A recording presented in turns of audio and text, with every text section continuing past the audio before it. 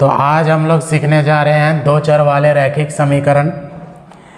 इसे सीखने से पहले आपको दो बातें याद रखनी है। दो प्रश्नों का जवाब चाहिए आपको, तो ये समझ में आएगा।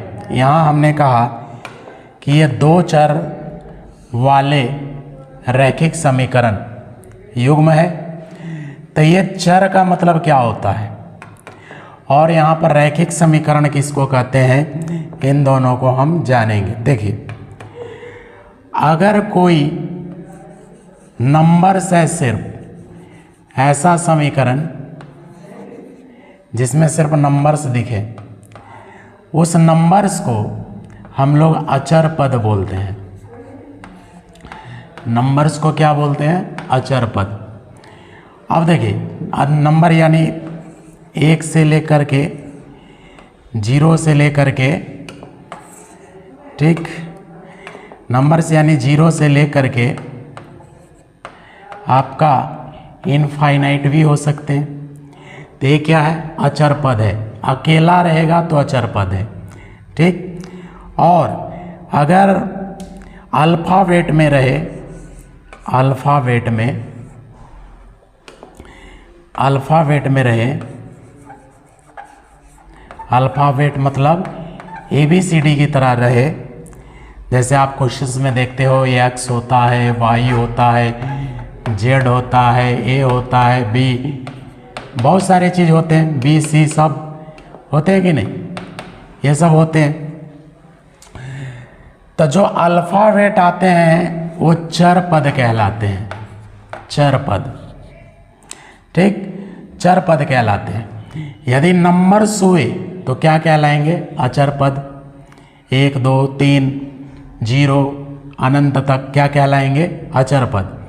और अगर आपको अल्फ़ाबेट दिखे, like X Y Z A B C जो भी हो, अगर आपको अल्फ़ाबेट दिखे तो ये क्या हो जाएंगे, ये हो जाएंगे आपका चर पद। अब यहाँ पर बातें हो रही हैं, दो चर होने चाहिए, दो चर वाले रैखिक समीकरण युग्म।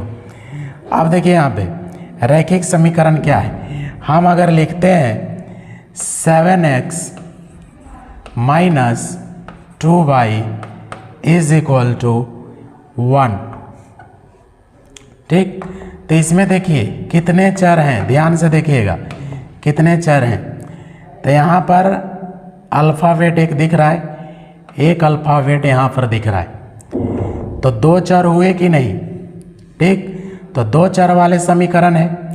और रैखिक समीकरण का मतलब होता है कि पावर में कुछ नहीं होना चाहिए, मतलब एक होना चाहिए, ठीक है, पावर एक होना चाहिए। अब देखिए यहाँ पर x का पावर कुछ नहीं है तो 1 है, y का पावर कुछ नहीं है तो 1 है। अगर पावर 1 रहे तो इसे हम रैखिक समीकरण कहते हैं। तो कैसा रैखिक समीकरण है, तो दो चर वाला है। दो चर है ना, एक x है, एक y है। 7 के साथ x है और 2 के साथ y है। तो दो चर वाले क्या है, रैखिक समीकरण। यहाँ देखिए अचर पद है, यह अचर पद है, तो इसमें चर पद कितने हैं, 2, 7x और -2y। तो दो चर वाले रैखिक समीकरण है। लेकिन युग्म भी तो लिखा हुआ है, युग्म का मतलब होता है जोड़ा। तो एक और समीकरण हम लेंगे, 3x plus 4y is equal to 15, ठीक। अब ध्यान से देखिए, यहाँ दो चर वाले रैखिक समीकरण दोनों है, यहाँ भी दो चर है, यहाँ भी दो चर है, दोनों रैखिक समीकरण है ना। तो ये क्या है, समीकरणों का जोड़ा है। ये दोनों मिला के डबल हो गए, और डबल को क्या बोलते हैं, एक जोड़ा। तो जोड़ा को क्या कहा जाता है, युग्म बोला जाता है। जोड़ा को क्या कहते हैं, युग्म कहते हैं। तो इसका अर्थ है दो चर वाले रैखिक समीकरण युग्म। समझ में आ गए कि दो चर वाले रैखिक समीकरण युग्म इसे क्यों कहते हैं। चलिए अब हम जानेंगे कि इस x के जगह क्या वैल्यू होगा और ये y के जगह क्या वैल्यू होगा, उसे हमें ढूंढना है, ठीक। तो उसके लिए कुछ विधियां बताई गई है। इन समीकरणों को हल करने की कुछ विधियां बताई गई है। आइए उन विधियों को हम बारी बारी से पढ़ेंगे। तो पहले है, हम लिखते हैं रैखिक समीकरण को हल करने की विधि। ठीक, रैखिक समीकरणों को हल करने की विधि, हल करने की विधि।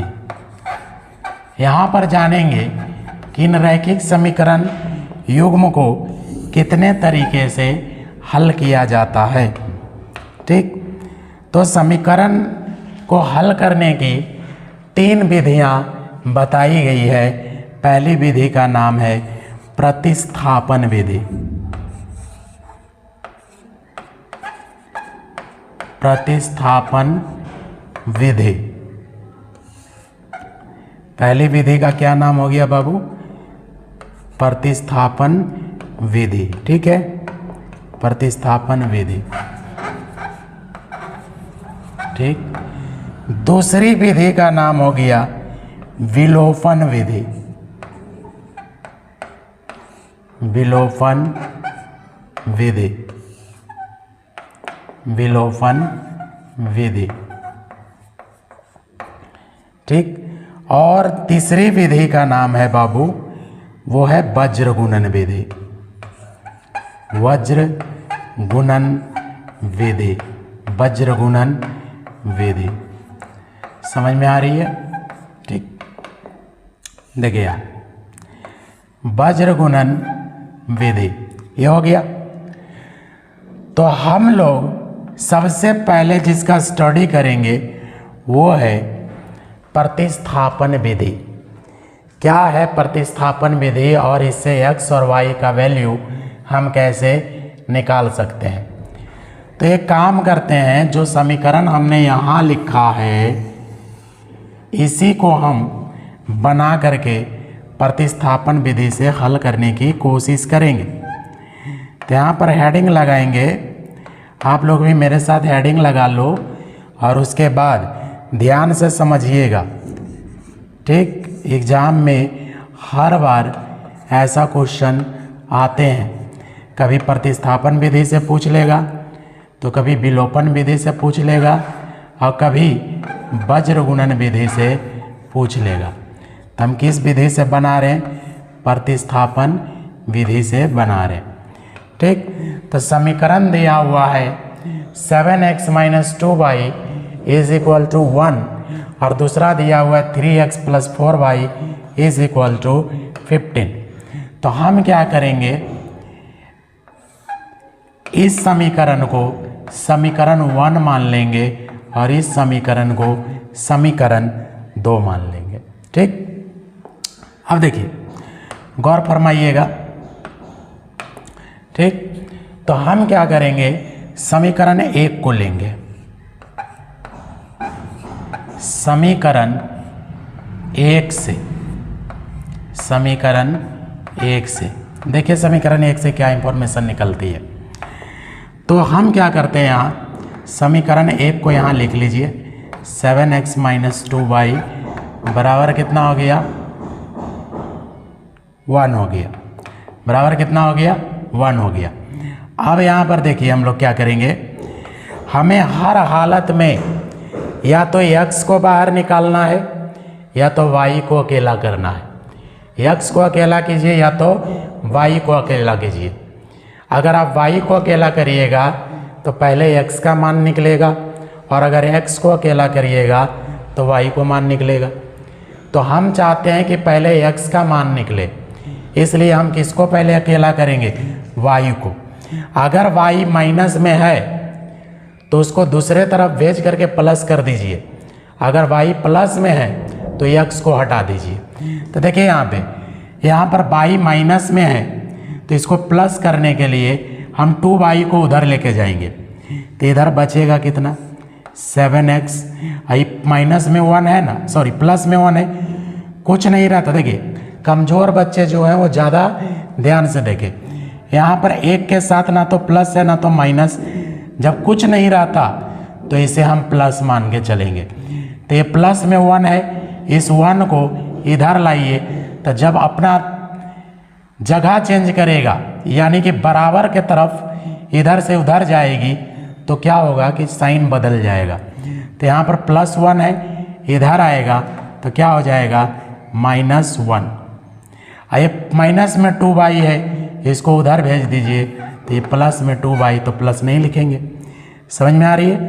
तो हमने क्या देखा 7x - 1 कर दिए, 2 को उधर भेजे तो प्लस में हो गया। अब हम क्या बोले y को हर हाल में क्या करना है, अकेला करना है। तो यहाँ पर खाली y निकालिएगा तो 7x - 2 1 है, 7x - 1। अब इसके नीचे हम क्या करेंगे, ये जो 2 हटाए हैं ना यहाँ से उसको रख देंगे। अब देखिए यहाँ y का मान निकाल लिए। अब यहाँ लिखेंगे y का मान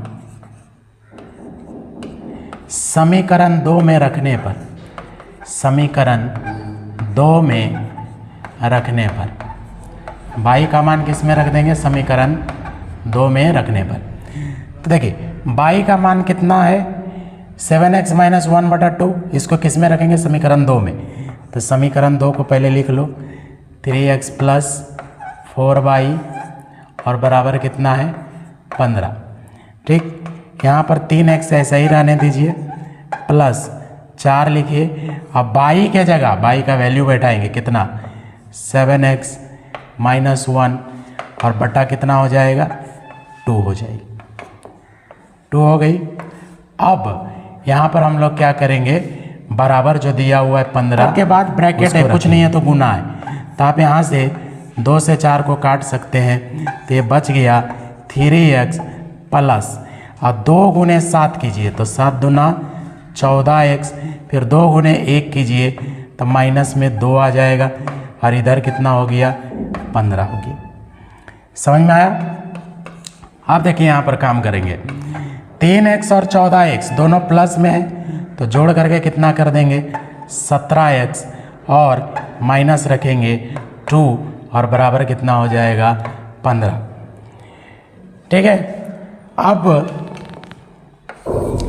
आगे बढ़ते हैं। चलिए, तो हमने यहाँ तक लाया 17x - 2 बराबर 15। अब देखिए एक काम करेंगे कि जो ABCD में लिखा होगा उसको एक तरफ कर देंगे, और जो नंबर में लिखा होगा ना उसको एक तरफ। तो देखिए ये नंबर है, ये भी नंबर है, एक तरफ कर दीजिए। तो 17x में तो ABCD जुड़ा हुआ है, x जुड़ा हुआ है, तो हम लोग यहाँ क्या करेंगे 17x को अकेला छोड़ देंगे और 2 को उधर भेजेंगे। तो 2 किस में, माइनस में, उधर जाएगा तो क्या हो जाएगा प्लस। तो 15 प्लस कितना हो गया 2। तो x खाली निकालोगे तो 17 को हटाना पड़ेगा, 15 और 2 जोड़िए, इधर कितना आता है 17, और नीचे भी कितना चला जाएगा ये वाला 17। 17 से 17 काट दीजिए, कितने बार में, एक बार में। तो इसलिए x का वैल्यू कितना आ गया 1 आ गया। अब जो x का मान निकला, देखिए हम बोले थे ना y लीजिएगा तो x आएगा पहले, और अगर x को अकेला करते तो y आता। तो x बराबर कितना हो गया 1 हो गया। अब x का मान किसी भी समीकरण में रखेंगे और वहाँ से y निकालेंगे। तो x का मान समीकरण 1 में रख देते हैं। ठीक, x का मान समीकरण 1 में रखने पर, 1 में रखने पर। ठीक, तो समीकरण 1 में रखेंगे तो समीकरण 1 को लिख लीजिए, कितना है 7x - 2y और बराबर कितना है 1 है। अब x के जगह कितना रखना होगा 1, तो 7 लिख के गुना, और x के जगह कितना 1 माइनस 2y बराबर 1। अब देखिए 2y माइनस में उधर भेजिए तो 1 इधर आ जाएगा, 7 है कम 7, 1 प्लस में कुछ नहीं है तो इधर आएगा तो माइनस में, और उधर 2y जाएगा तो प्लस में 2y। अब यहाँ पर घटाइए इसको, 7 में से 1 गया, 6 बराबर कितना हो गया 2y। अब y को अकेला करिएगा ना, तो इसलिए y बराबर आपका कितना हो जाएगा इसलिए y बराबर हो जाएगा 6/2। y बराबर कितना हो जाएगा 6/2। तो 2 से 6 को काट दीजिए कितना बार में, 3 बार में, तो यहाँ 3। तो इसलिए हमने देखा कि x का वैल्यू कितना आ गया, x का वैल्यू आ गया आपका, यहाँ देखिए x का वैल्यू कितना लाए हैं 1, और y का वैल्यू कितना लाए हैं, y का वैल्यू लाए हैं 3। ठीक। अगर आप चाहते हैं कि प्रतिस्थापन विधि के अलावा मैं विलोपन विधि लाऊं, वज्र गुणन विधि लाऊं, और इस पर आधारित और भी कई सवाल, इस पर आधारित कई सारे सवालों को अगर मैं हर एक सवाल का वीडियो बना करके आपको दूं, तो चैनल को सब्सक्राइब और लाइक ज़रूर करिए, क्योंकि इससे हमको मोटिवेशन मिलेगा। तो हम ज़रूर आपके लिए वीडियो बनाएंगे और आपके लिए हमेशा मेहनत करेंगे। तब तक